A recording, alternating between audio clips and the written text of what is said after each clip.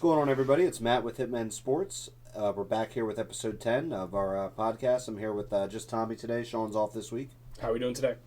What's going on? So, first, before we get too far into it and get to the pick section, which everybody likes, I know, we'll talk about the new releases for the week. We got Phoenix football coming out on Friday, as well as Donruss basketball. So the Phoenix football is very similar to in years past. This year they have the similar case hits like they always have had. The Metropolis and Fuego and... How do you say that right there? The Prometheus? No, the Phoenician, I think. I don't know if I'm pronouncing that right, but... Phoenicius. I'm not sure. It looks like a Egyptian-type card, so...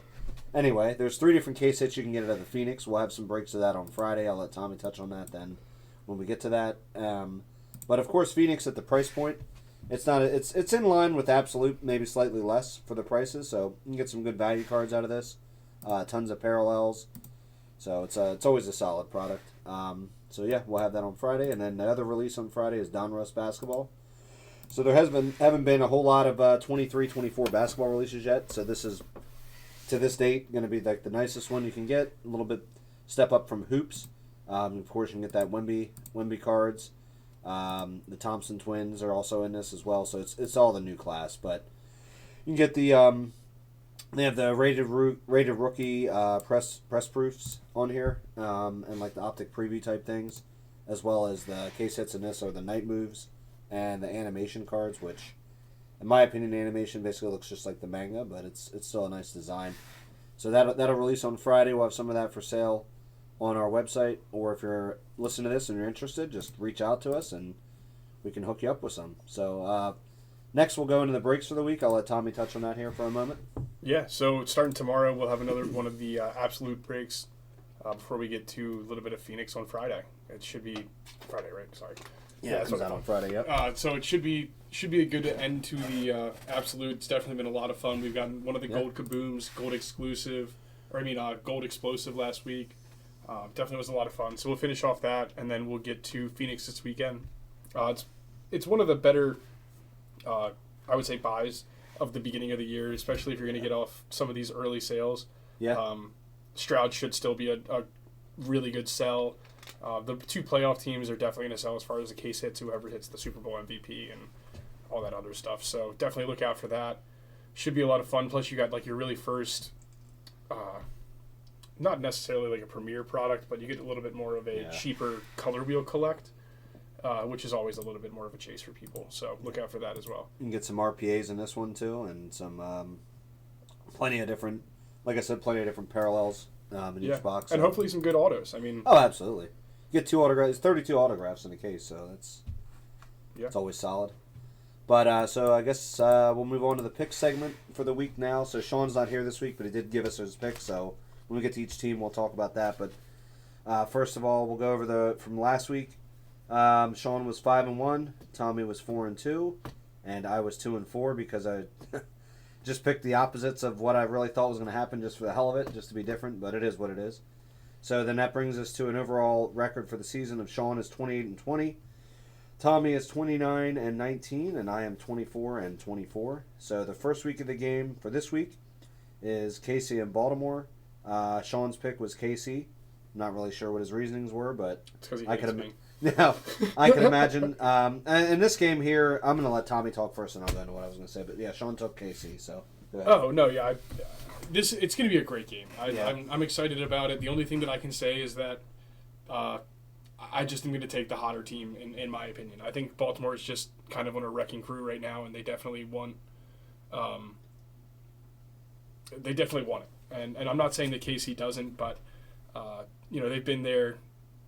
For the last 6? This is the 6th year in a row. Mahomes has never not been an AFC absolutely championship as a starter. So.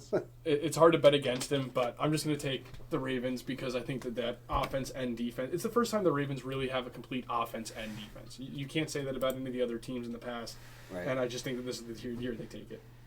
Yeah, so I also took the Ravens, but this is a hard one. I mean, I can clearly I can see this going either way, but I mean, Baltimore has just looked very, very solid, like you just said, on both sides of the ball. Although Kansas City's defense did step up later in that game, against the Bills. And Mahomes is Mahomes. Kelsey was looking great again, but I'm just going to give the edge. In these kind of games, I always give the edge to the home team. I think the spread's only 3. That seems about right. It seems and that's just the home advantage. It's otherwise, it would be a pick game, basically. If this ends up not being a touchdown game, you'd have to say that it'd be an upset in either direction. You know what I mean? Not an upset, but an I see this playing out a lot like the Bills-Chiefs game, like something like a game like that, where it's back and forth, not many punts, Hopefully not Butker or Tucker missing a field goal. Yeah. Oh my God. Yeah, that would be well, for you, I'm sure you want Butker. I don't even want to talk about it. But yeah, I mean, it's going to be, both games this weekend should be really good, but this one I think will probably be a little bit better, but so yeah, we and then next up we got Detroit and the 49ers. I'm going to be honest with you, I'm writing the 49ers down, but Sean took Detroit. Yeah. And for some reason in the past, every time I've ever sat here and listened to some type of statistic that Sean comes up with, that like, I'd love to hear why he took Detroit. Yeah. There's definitely something about it, and I'm going to take the Niners just because it's almost aren't they a 7-point favorite? They're a 7-point favorite. That's crazy. It's hard to bet against, but at the same time, it's like I can see Detroit just being, they're the Cinderella story right now. Yeah. So I'm excited to watch the game. Yeah. So that's what I was gonna say. I also took Detroit in this one. I just feel like I'm only taking them because I want them to win. I want to see them in the Super Bowl. They've never been there. It's just been a great story to watch. I don't think that the Lions fans, if they don't make it, they're going to obviously be upset, but I don't think they'll be heartbroken. I think they already consider this season a win, and they're excited for the future. But the other reason I'm taking Detroit is because we don't know if Deebo Samuel is going to be playing. His 50-50 chance, and honestly, that offense looked like trash once he left that game. Like they honestly got lucky to win that game. I really thought the Packers were going to come out with that.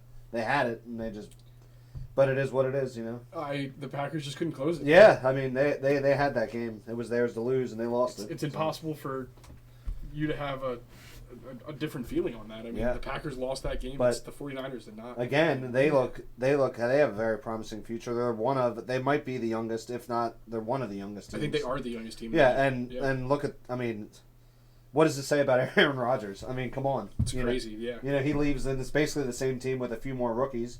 And look what they do without him, So, I don't know. I'm not saying that he's not a good quarterback, but, No, but at the same time, it's like, work with what you got. Yeah. Because, Jordan Love. Or does it prove that LaFleur is actually a really good head coach? You didn't know until. You didn't want to listen to him. Right. Yeah, that's what I'm saying. Like, Rodgers, obviously, you can tell throughout his career, has been a stubborn type of person. Like, that's just how he is. So, yeah. And while we're on the topic, it's like, well, look at where they both are. Yeah, that's what I'm saying. It's like it's the crazy. Packers ended up keeping him, and the Jets got nothing to do with the injury, but it's like the Jets ended up not working out. Yeah, it sucks, but yep. And it's like Jordan Love is almost having the same. Whatever they do there with their quarterbacks, the formula works. Let him sit for a few years. Look at Rodgers. People were like, "Oh, why is he?" He was. When he first came in, people were like, why are we getting rid of Brett Favre? It's kind of the same thing. You know what I mean? Yeah. I'm not saying Jordan Love's the next Aaron Rodgers, but shit, in the second half of the season, there was not many better passers of the ball. No. Did he have the most touchdowns in the second half of the season? And to have the amount of composure that he had in the playoffs. That last pass, the interception, whatever. It is what it is. That's going to come with inexperience, but for a first year starting, who had a better first year starting, him or C.J. Stroud? I'd argue that, but they're both very good. Both look like they're going to be top 10 quarterbacks going forward in the league. That's my opinion anyway. But anyway, so we just threw 2 basketball games on here just for shits and giggles, since there's only 2 NFL games to pick. So we got these are both on Sunday, I think, as well. So got the Grizzlies and the Pacers. Sean went with the Pacers on this one, and so did I, just because their record outweighs the other team by a lot. The Pacers have been playing really good this year. One of the few teams that actually still play defense. So I think that will stand up in this game, and they'll come out on top. Yeah, I took the Grizzlies for no real reason here, but it's okay because I took the Pistons in the next game against the Thunder, so I feel even worse about that game. But Cade Cunningham might come out and show out, and maybe him and Jaden Ivey will be able to work together on the court together, and Yeah. You never know. Yeah. You just never know. So my basketball picks are a little bit Yeah, it's okay. swinging against the current. Yep. I mean, you never know with any of these games what's going to happen. So, like he just mentioned, the next one is the Thunder and the Pistons. Tommy took the Pistons. Me and Sean both took the Thunder. I'm only taking the Thunder again for the same reasoning as the Pacers game there. They just have the better record. They also have, in my opinion, the better players with Holmgren and SGA there. But Cade Cunningham and Ivy both look like potential studs as well. So maybe one day. Yeah, it could be a very... I just win. don't understand how many... Like, there's so many teams in the NBA that have such terrible records, but they have good players. I don't understand that, you know? That's just how that works. It's definitely having to do with... They can't close out at the end. It's like the thing in the NBA is like almost every game comes down to like the last 2 to 4 minutes. It's like that's when Yeah. So you could be down 15 with 4 minutes to go and still win it. Like it's... So the better teams just close it out at the end. I think that's pretty much what it is. I still have to think that like some of these teams that are middle of the ground or have like a good amount of like middle tier talent would work better if they did things hockey rotation wise rather than the way that they do substitutions in basketball. Yep. And like I'm being totally serious about it. Like sub 5 and 5 out. Let those 5 players play together and let those 5 players play together. I don't know why they don't do it more often in basketball. I don't know. It's really bizarre to me. It is crazy, but yeah, it's just some of the variances in these records are insane. I mean, I know it's similar in football, but not quite as much. Like I guess because there's not as many games, so it just looks worse. But anyway, guys, appreciate you taking the time to listen to it. Mentioned before we leave here, forgot to mention at the beginning, but if you're not following us on all of our socials, please do that. We would really appreciate it, and we post daily on breaks coming up and other quirky, stupid stuff that make you laugh maybe. So hey, it's a lot of fun. Yeah, check it out. Got any last words? Go Ravens, man. Yeah. I'm excited for the weekend, and if you guys are going to the stadium, if you're not wearing purple, shut the hell up. I'm just kidding. Find out where Taylor Swift's at. And yeah, that's going to be an entertaining thing. Over under on how many times she makes it on the jumbotron. A million. Yeah, insane. All right, guys, take it easy. Later.